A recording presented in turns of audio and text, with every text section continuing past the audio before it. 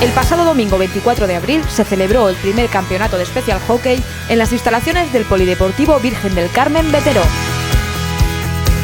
La jornada comenzaba con una exhibición protagonizada por el equipo de hockey en silla de ruedas eléctrica del Levante Unión Deportiva Masclés, que acudió al campo de la pista de patinaje.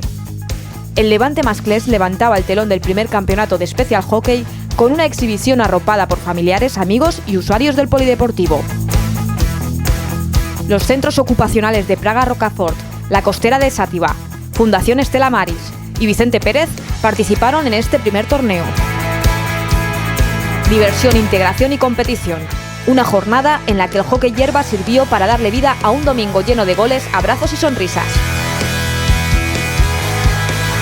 Destacar al centro Praga Rocafort, campeón de este primer torneo tras vencer 1-0 a Vicente Pérez.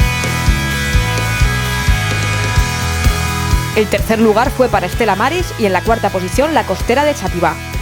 El primer campeonato de Special Hockey finaliza con éxito y con el propósito de crear una selección autonómica conformada por integrantes de dichos centros ocupacionales que represente a la Comunidad Valenciana en campeonatos nacionales.